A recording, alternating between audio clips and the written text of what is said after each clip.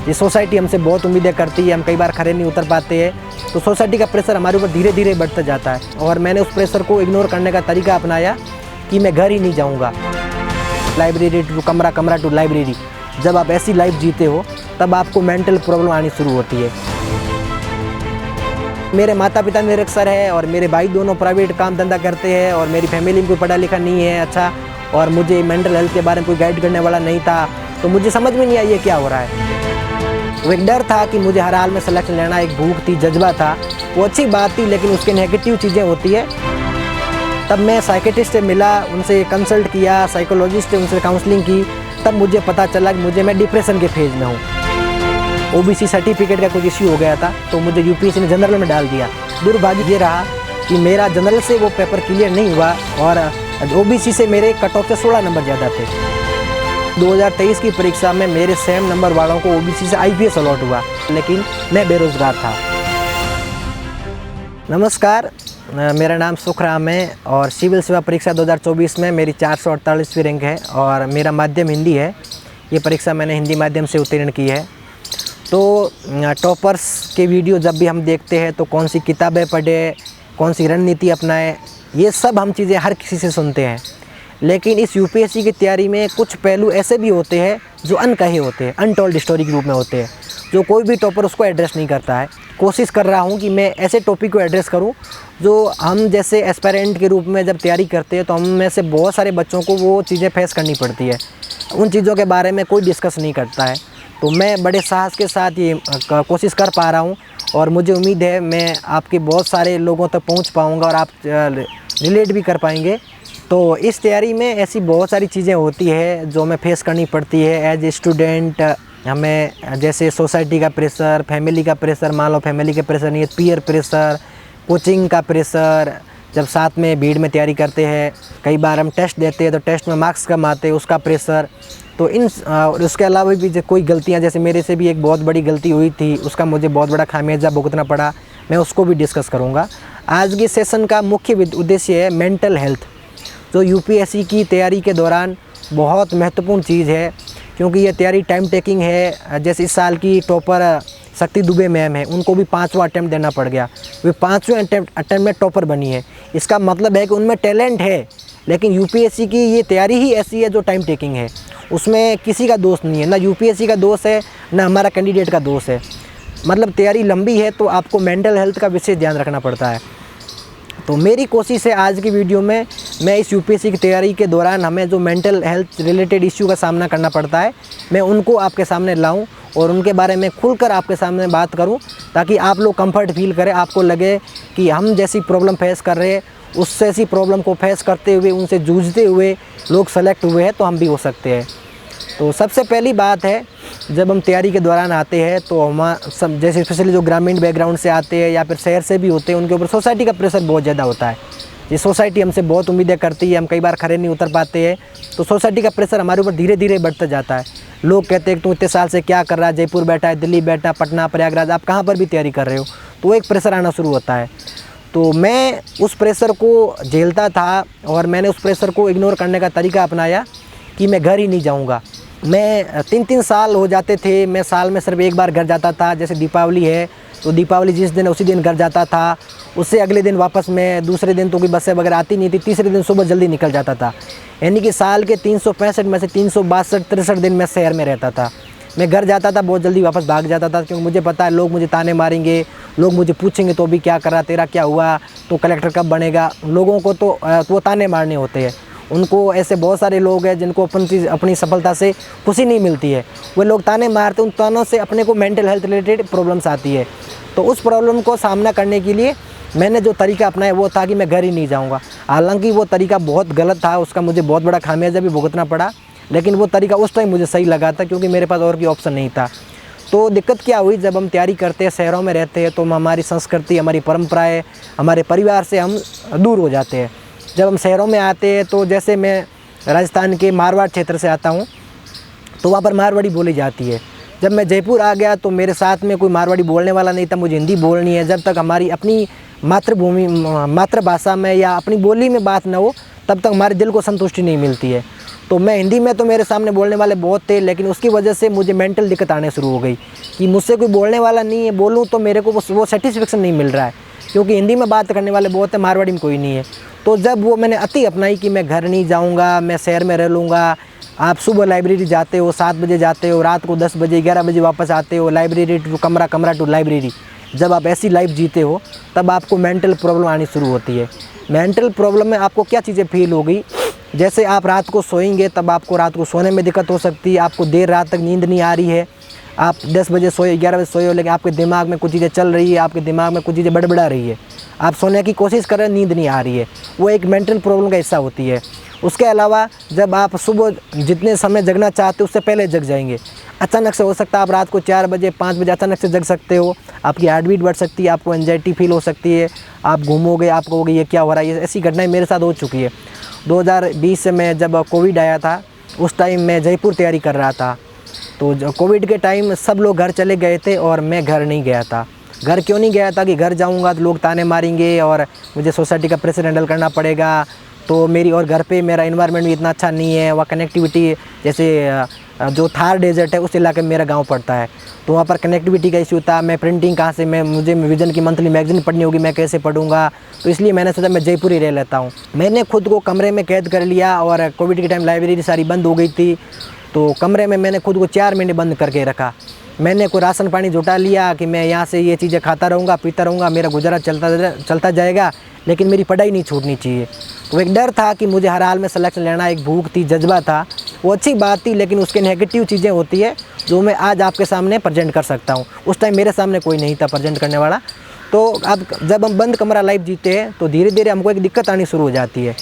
उससे जो हमारी एंजाइटी वो बढ़ती जाती है, वो धीरे धीरे स्ट्रेस में बदल जाती है और हमें रात को अचानक जग जाते हैं। जैसे मैं आपको मेरा वास्तविक जीवन का उदाहरण बताऊं तो रात को 4 बजे अचानक मैं जग जाता था, मेरी हार्ट बीट बढ़ती थी, मैं मेरे कमरे के अंदर घूम रहा हूं, मुझे समझ नहीं आ रहा ये क्या हो रहा है, क्योंकि मेरे माता पिता निरक्षर है और मेरे भाई दोनों प्राइवेट काम धंधा करते हैं और मेरी फैमिली में कोई पढ़ा लिखा नहीं है अच्छा, और मुझे मेंटल हेल्थ के बारे में कोई गाइड करने वाला नहीं था।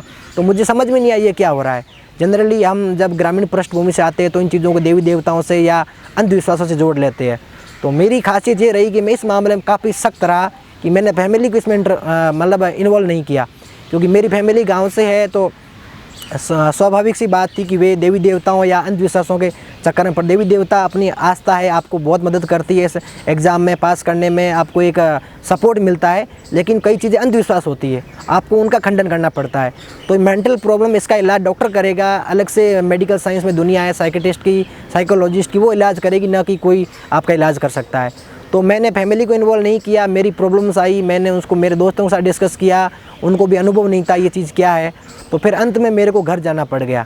2021 का प्रीलिम 27 जून के आसपास था और मैं 12-13 अप्रैल की 2021 की बात थी। मैं मेरा सारा सामान समेट के घर जा रहा हूँ, क्योंकि मेरा शहर में मन नहीं लग रहा था। 3 दिन हो गए थे, मुझे रात को नींद नहीं आ रही थी, मुझे बहुत अकेलापन फील होता था। जब मैं लाइब्रेरी से रूम आता था तो रूम की कुंडी लगाने से पहले मुझे रोना आ जाता था, मैं बहुत रोता था। और 14 जून 2020 की बात है, जब सुशांत सिंह राजपूत एक्टर थे, जब उन्होंने सुसाइड कर लिया था। तो उसके बाद कोविड आया और 2021 की जनवरी की बात है, जब मुझे लगा कि न जाने अगला सुशांत सिंह राजपूत कौन बन जाए। मुझे लगा क्या कहीं मैं खुद ना बन जाऊं, क्योंकि बहुत ज़्यादा मेंटल प्रॉब्लम आने लगी थी। तब मैं हार थक गया और 2021 का जनवरी, फरवरी, मार्च ये महीने मेरी ज़िंदगी के बहुत बुरे रहे और मुझे रात को नींद नहीं आती थी, मुझे बहुत दिक्कतें आती थी। और अंत में मैंने सोचा मैं एक बार घर जाके आ जाता हूँ। तो वो 2021 की शायद 27-28 मार्च की होली थी। मैं उस टाइम घर गया, तो वो मेरे 4 साल बाद पहली होली थी जब मैं घर गया था। मैं होली को घर जाता ही नहीं था, मैं सिर्फ दीपावली को घर जाता था। तो मैं होली को घर गया। जब घर जाते तो फैमिली होती, सपोर्ट मिलता है, तो थोड़ा दिल को सेटिस्फेक्शन मिला, कोई अपना है, कोई अपन को संभाल सकता है। लेकिन दिक्कत ये होती जब आपका घर गांव से दूर खेतों में है, तब आप वहाँ पर रह के पढ़ाई अच्छे से नहीं कर सकते, थोड़ी दिक्कतें आती है, इंटरनेट कनेक्टिविटी, कंटेंट कैसे मिलेगा। तो मैं वापस जयपुर आ गया। मैंने सोचा क्यों ना मैं वापस तैयारी कर लूँ और जयपुर जाके तैयारी करूँगा। तो जयपुर आते हो तो मुझे एक सिटी फोबिया प्रॉब्लम होती है, वो मुझे क्रिएट हो गया था। तो जयपुर आते ही जैसे ही मैं ट्रेन से उतरा जयपुर जंक्शन पर, मुझे अचानक से मेरी हार्ट बीट बढ़ गई कि ये वही दुनिया है जिसमें मैं हार गया था, मैं थक गया था, मेरी दिक्कतें आई थी, मुझे नींद नहीं आती थी, मैं रोता था। तो वो शहर में आते ही मुझे वापस प्रॉब्लम स्टार्ट हो गई। अकेलापन तो था ही, उसके साथ रोना और उसके साथ बहुत सारी प्रॉब्लम्स। तो फिर अप्रैल में जब होली मना के आया वापस, अप्रैल में जो 9, 10, 11, 12 ऐसी 3 रातें थी जब मुझे पूरी 3 रातों में 1 सेकंड भी नींद नहीं आई। तो मैंने 12 अप्रैल को रात को ये डिस्कस किया कि मैं अब सामान सारा समेट के घर चला जाता हूँ। तो मैं मेरे गांव चला गया, वहाँ रहकर मैंने तैयारी की और फिर मैंने 2022 वाला अटेम्प्ट घर से भी दिया था। वहाँ से मेरा 2022 का प्रीलिम्स था जिसमें मेरे रोल नंबर 22000867 थे, वो मैंने घर से क्लियर किया था। तो आप घर से भी कर सकते हो, तैयारी का कोई पैमाना नहीं है, आप कहाँ से कर सकते हो। तो घर जाते और दिखते आई सोसाइटी का प्रॉब्लम्स, मेंटल हेल्थ की प्रॉब्लम। उसके बाद क्या हुआ कि 2022 के एग्ज़ाम में मैं गांव से आता हूँ, मुझे गाइडेंस नहीं था, तो ओबीसी सर्टिफिकेट का कुछ इश्यू हो गया था। सेंट्रल ओबीसी सर्टिफिकेट होता है, मेरे पास स्टेट का था, सेंट्रल का मैंने बाद में बना भी लिया, लेकिन उसमें डेट का इश्यू हो गया कि आपको यूपीएससी के सर्टिफिकेट में डेट का ध्यान रखना होता है। जैसे जो 2026 का अटैम्प्ट देंगे उनको अभी 1 अप्रैल 2025 से लेकर 2026 का प्रीलिम्स एग्ज़ाम फॉर्म भरने की जो लास्ट डेट होगी उस तक का सर्टिफिकेट होना चाहिए। तो मैंने प्रीलिम्स का फॉर्म भरा, तब स्टेट के सर्टिफिकेट से भर दिया गलती से, मेरे को गाइडेंस नहीं था। फिर जब बाद में यूपीएससी ने मेंस के टाइम जो डेफ का सर्टिफिकेट, डेफ फेस्ट भरवाती है, उस टाइम सर्टिफिकेट मांगा, तो उसमें मेरे पास सेंट्रल का सर्टिफिकेट नहीं था। मैंने सेंट्रल का बना भी दिया, फिर भी मुझे दिक्कत आई क्योंकि वो सेंट्रल का सर्टिफिकेट टाइम पीरियड का नहीं था, तो मुझे यूपीएससी ने जनरल में डाल दिया। तो मेरा प्री मेंस जनरल से क्वालिफाई हुआ और इंटरव्यू के टाइम मुझे पता चला कि आपको जनरल से फाइट करना है, तो बहुत सारी प्रॉब्लम्स आई। फिर भी मैं ऑप्टिमिस्टिक था कि मेरा मेंस अच्छा गया, शायद मेरा जनरल से लिस्ट में तो नाम आ ही जाएगा। 2023 में रिजल्ट आया, दुर्भाग्य ये रहा, सिविल सेवा परीक्षा 2022 के रिजल्ट 23 मई 2023 को आया था। दुर्भाग्य ये रहा कि मेरा जनरल से वो पेपर क्लियर नहीं हुआ और ओबीसी से मेरे कट ऑफ से 16 नंबर ज़्यादा थे। यानी कि एक मानवीय भूल, जो सर्टिफिकेट आप साइबर कैफ़े से या राजस्थान में जो ई मित्र की सुविधा है उनसे आप वो सर्टिफिकेट 200-250 रुपये में बनवा सकते हो। आप एलिजिबल है तो वो सर्टिफिकेट आपका इजीली बन जाता है। जैसे मेरे खेती किसानी का परिवार है तो इजीली मेरा सर्टिफिकेट बन जाता है, लेकिन मुझे गाइडेंस नहीं था। उसकी वजह से मुझे इतना बड़ा आघात लगा कि 2023 की परीक्षा में मेरे सेम नंबर वालों को ओबीसी से आईपीएस अलॉट हुआ। मेरे साथी आशीष पूनिया है जो अभी तमिलनाडु कैडर के आईपीएस है, हमारे बाड़मेर से ही है, उनको आईपीएस अलॉट हुआ था, और भी दोस्त थे जिनको आईपीएस अलॉट हुआ, लेकिन मैं बेरोज़गार था। और जब 2023 में 24 मई को मार्कशीट यूपीएससी ने रिलीज़ की, तब मुझे पता चला कि मैं ओबीसी में होता तो मुझे आईपीएस अलॉट हो जाता।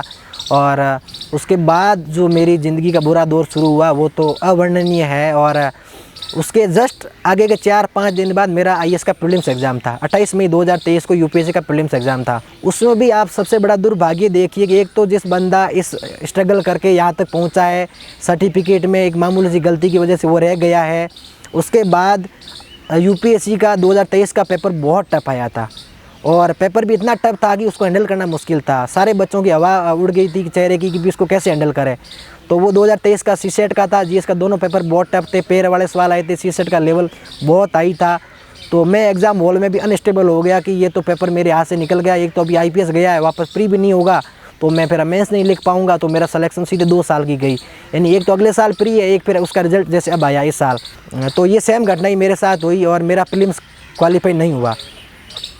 उसके बाद शहर में तो मेरा वैसे ही मन नहीं लगता था, मैं वापस गाँव चला गया, मेरे घर चला गया। घर पे मैंने कुछ व्यवस्था की पढ़ने की, थोड़ा टेबल कुर्सी वगैरह जुगाड़ किया, वहाँ पे मैंने घर पे रह के पढ़ाई शुरू की। घर पे बहुत सारे सोसाइटी के ताने हमको दोबारा झेलने पड़े, क्योंकि भाई तेरा तो किस्मत में नहीं है, तू तो नहीं बन सकता, आईपीएस आईएएस बनना हर किसी के बस की बात नहीं होती है, ये तो बहुत बड़े लोग बनते हैं, उनकी फैमिली बैकग्राउंड ऐसा होता है। बहुत सारी चीज़ें सुनने को मिली, लोगों ने मुझे ताने दिए, लोगों ने यहाँ तक ही बोल दिया कि ये तो झूठ बोल रहा है, इसका ओबीसी का सर्टिफिकेट कोई इश्यू हुआ ही नहीं है, इसके नंबर ही नहीं आए। मेरे मार्कशीट में 939 नंबर थे और ओबीसी की कट ऑफ 2022 में 923 थी, मेरे कट ऑफ से 16 नंबर ऊपर थे। तो ऐसे ही अब मैं उनको क्या जवाब देता, मैं उनके सामने वैसे ही बात करके कंफर्ट फील नहीं करता था। भाई उन लोगों को क्या समझाना जिनको जानकारी ही नहीं है, तो मैंने उनको इग्नोर करना शुरू किया। उसके बाद जब मैं 5-6 महीने घर पे रहा, तो घर पे थोड़ा रहते हैं तो मेंटल प्रेशर थोड़ा कम होता है।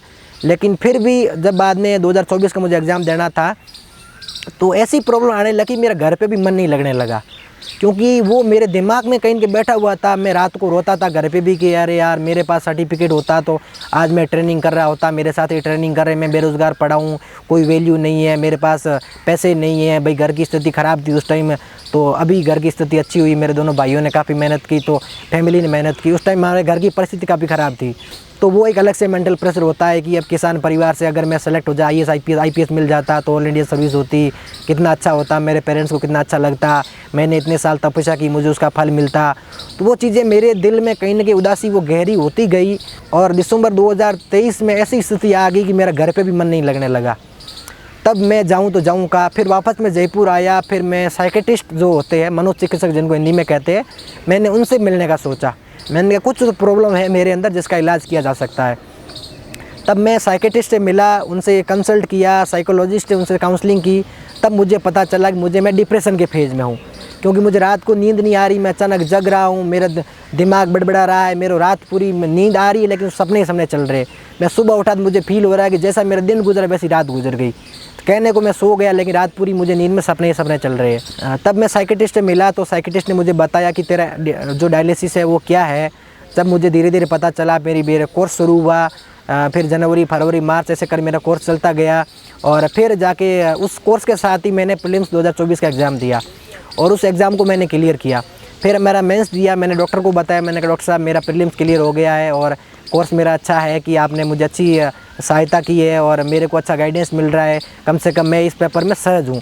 जब आपके ऊपर मेंटल प्रेशर इतना नहीं होता तब आप एग्ज़ाम में कूल कंपोज होके आप जवाब दे पाते हैं। जब उसका फ़ायदा आपको मिलता है, आपका एग्ज़ाम क्लियर हो जाता है। तो मेरी मेंटल हेल्थ ठीक ठाक होने लगी थी। उसके बाद मैंने मेंस दिया, मेरा मेंस हो गया। वो मेरा कोर्स चल रहा था उस टाइम भी। फिर मैं मेंस दे के घर चला गया। फिर मेरा इंटरव्यू कॉल हुआ, मैं घर से जयपुर आया।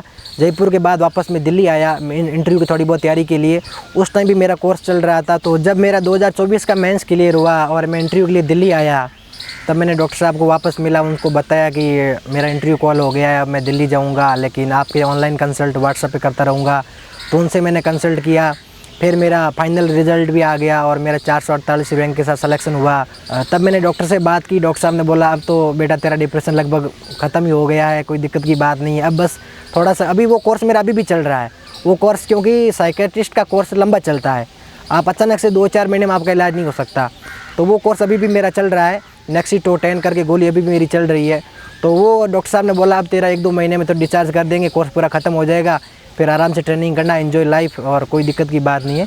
तो मैं इस जर्नी के माध्यम से ये बताना चाहता हूँ कि ऐसी प्रॉब्लम्स हमारे साथ आती है, घटनाएं घटती है, आप उनको कैसे टैकल कर सकते हो। जैसे मुझे डॉक्टर का सहयोग मिला वो तो मेरा सौभाग्य था ही, लेकिन उसके अलावा ऐसी चीज़ें आप शुरू से कैसे इनको रोक सकते हो।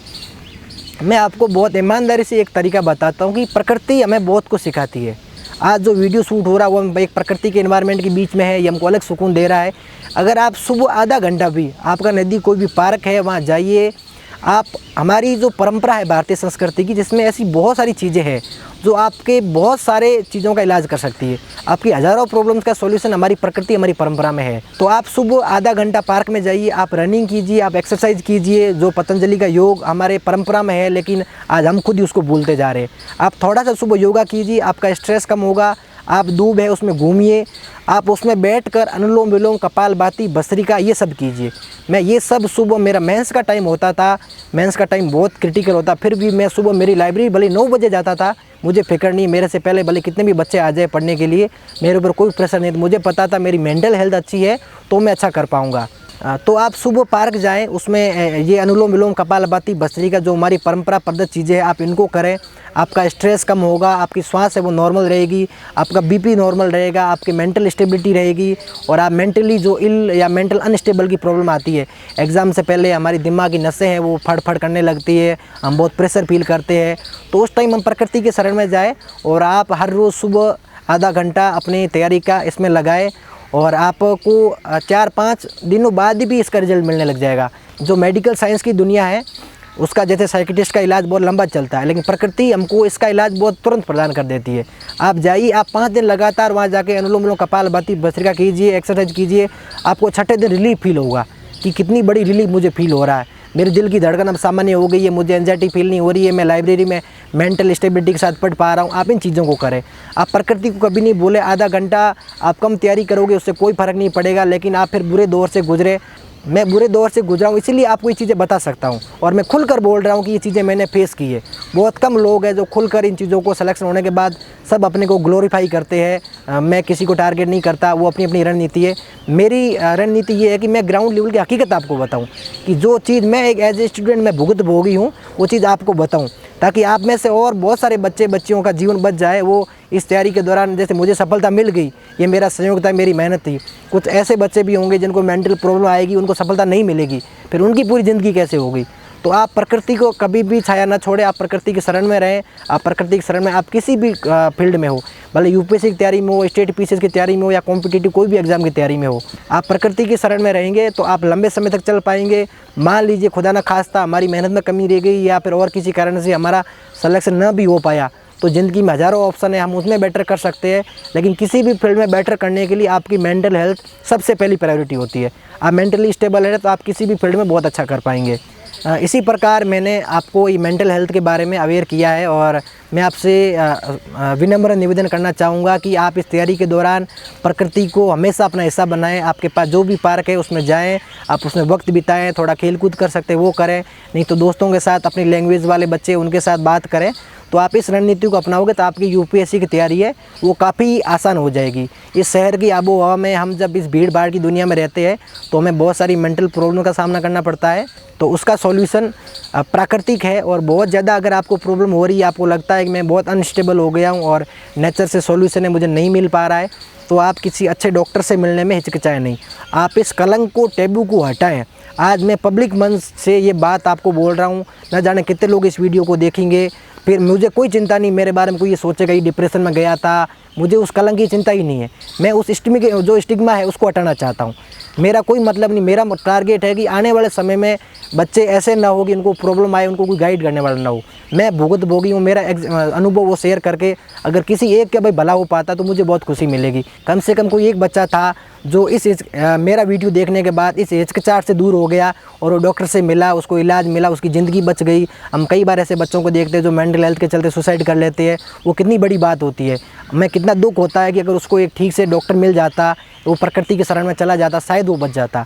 तो किसी की एक की भी ज़िंदगी में 1% भी सुधार आता है तो मुझे महसूस होगा कि ये वीडियो बनाया और मैंने इस वीडियो माध्यम से खुलकर आपके सामने मेरी जर्नी की हकीकत रखी। हम यूपीएससी की तैयारी के दौरान किन प्रॉब्लम्स का सामना करते हैं, इन सब चीज़ों के साथ साथ मेंटल हेल्थ को ध्यान रखना कितना ज़रूरी है उस पर मैंने खुल के बताया है। मुझे उम्मीद है कि मैं आपकी कुछ हेल्प कर पाया हूँ, और मेरी इस बार कोशिश है, इस बार जो सेलेक्ट हुए हैं उनमें से जो भी मेरे जैसे बैकग्राउंड के हैं, जिनको ऐसी मेंटल प्रॉब्लम आई है इस तैयारी के दौरान, मैं उन सब लोगों का एक ग्रुप बनाकर एक हम यूपीएससी की पूरी कम्युनिटी के साथ जुड़ने की कोशिश करेंगे।